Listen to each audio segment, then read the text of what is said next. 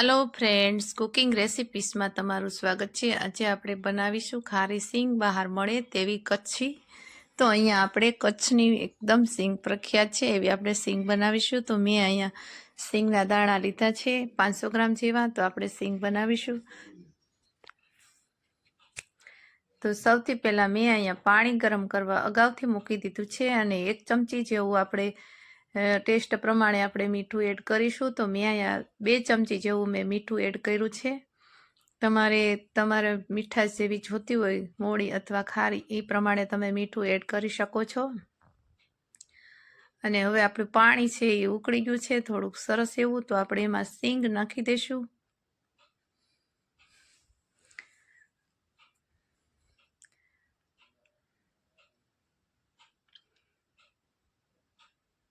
અને તમે ક્યારેય આ ખારી સિંગ ઘરે ન બનાવી તો જરૂરથી બનાવજો। અને આપણે આ પાણી ઉકળી ગયું છે તો આપણે 5 મિનિટ સુધી આપણે આ રીતે હલાવીશું એટલે આપણી સિંગ છે એમાં બધો કચરો પણ દૂર થઈ જાય છે અને કલર પણ ચેન્જ થઈ જાય છે અને મીઠામાં એકદમ મીઠું ચડી જાય છે।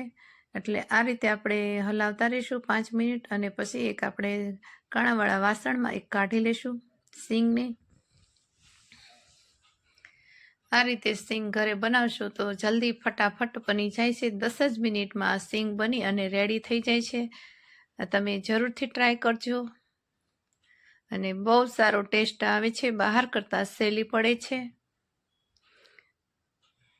હવે આપણે ગેસની આંચ બંધ કરી દઈશું અને તમે જોઈ શકો છો આપણી સિંગ છે એકદમ ફૂલી અને સરસ એવી રેડી થઈ ગઈ છે। કલર પણ ચેન્જ થઈ ગયો છે। હવે મેં કાણાવાળા વાસણમાં આપણે સિંગને કાઢી લેશું અને પાણી બધું અલગ કરી નાખશું। તમે જોઈ શકો છો।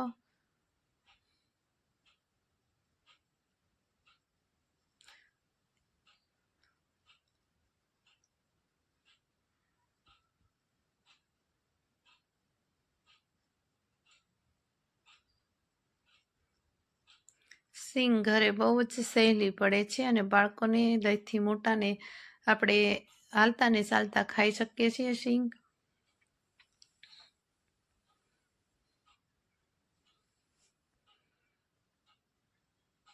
હવે આપણી સિંગ છે એ બફાઈ અને રેડી થઈ ગઈ છે। તો મને એવું થોડીક જરૂર મીઠાની પડી છે કે સિંગ મોળી લાગે છે એટલે મેં ઉપરથી 1 ચમચી જેવું મીઠું એડ કર્યું છે।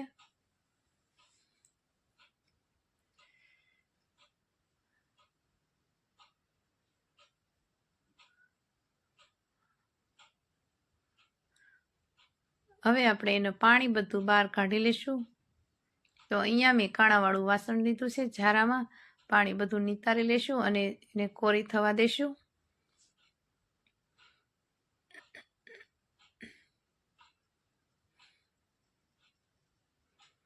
હવે આપણી સિંગ છે એને 10 મિનિટ સુધી આપણે એને ઠંડી થવા દેશું અને મીઠું ઓછું લાગે તો હું ઉપરથી થોડુંક એડ કરીશ, મને જરૂર પડશે તો તમે ઉપરથી પણ એડ કરી શકો છો। હવે મને થોડીક મીઠાની જરૂર પડી છે એટલે ઉપરથી મેં 1 ચમચી જેવું મીઠું એડ કર્યું છે અને બરાબર આપણે એને મિક્સ કરી લેશું અને એક ખુલ્લા થાળીમાં અથવા તો પોળા વાસણમાં આપણે એને આમ ખુલ્લી કરી અને થોડીક વાર સુધી એને થવા દેશું, સુકાવા દેશું। એટલે પાણી છે એ બધું આપણું સુકાઈ જાય, ડ્રાય થઈ જશે।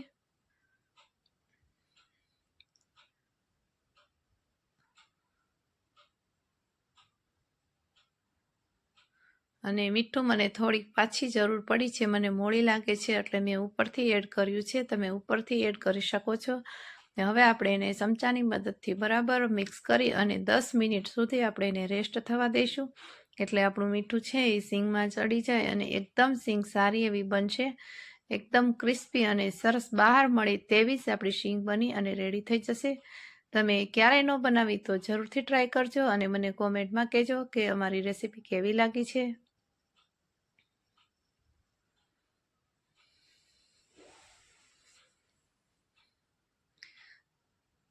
આ રીતે આપણે મિક્સ કરી લેશું બધી।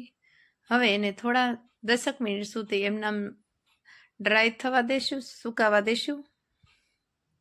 હવે તમે જોઈ શકો છો આપણી સિંગ એકદમ સુકાઈને રેડી થઈ ગઈ છે। તો મેં અહીંયા એક જાડા તળિયાવાળી આપણે પેન લેશું અને એમાં આપણે મીઠું આપણે ફ્રેશ છે એ મીઠું મેં લીધું છે, તો આપણે મીઠું એડ કરીશું. તમે આ મીઠાનો ઉપયોગ વારંવાર તમે કોઈ પણ વસ્તુ બનાવતા હોય, કેક બનાવતા હોય તો પણ તમે ઉપયોગ કરી શકો છો. સીંગ બનાવવામાં, ચણા બનાવવામાં મીઠાનો બીજી વાર તમે યુઝ કરી શકો છો. તો અહીંયા મીઠા આપણે થોડુંક એને ગરમ થાય ત્યાં સુધી એનો ભેજ છે નીકળી જાય એટલે આપણે સીંગ એડ કરીશું. મીઠાને ગરમ થતાં 2 થી 3 મિનિટની વાર લાગે છે. મીઠું જો ગરમ હશે તો તમારી સીંગ છે એકદમ જલ્દી શેકાય અને સારી એવી બની જશે. તો આપણે મીઠાને પણ આપણે થોડીક વાર સુધી શેકી લઈશું, એટલે એમાં ભેજ રહેલો હોય એ બધો દૂર થઈ જશે. હવે આપણે સીંગ એડ કરીશું. હવે તમે જોઈ શકો છો આપણું મીઠું એકદમ રેડી થઈ ગયું છે અને એકદમ ખુલ્લું ખુલ્લું છે.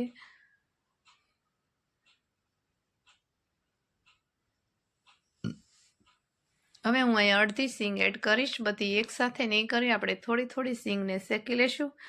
આ રીતે તમે જોઈ શકો છો અત્યારે આપણી સીંગ છે થોડીક પાણીવાળી છે, એટલે આ મીઠું આ રીતનું થશે. જેમ આપણી સીંગ શેકાતી જશે એમ ડ્રાય થતી જશે. અને ગેસની આ સ્લો રાખીશું. પહેલાં મેં હાઈ રાખી છે આપણું અત્યારે.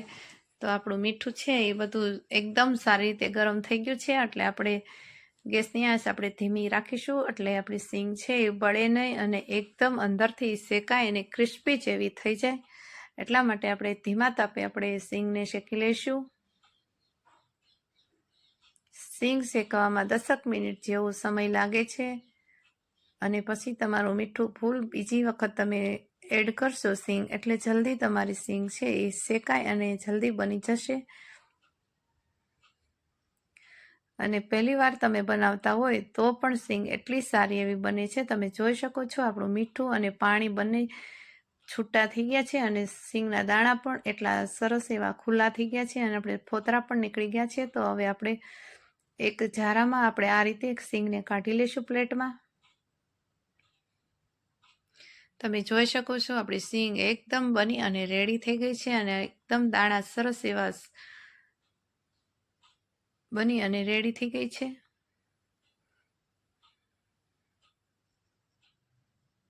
આ રીતે આપણે કાઢી લઈશું બીજા વાસણમાં એક.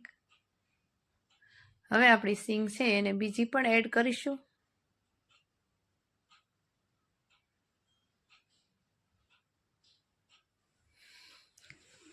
અમારી રેસીપી સારી લાગી હોય તો વિડીયોને લાઈક કરજો.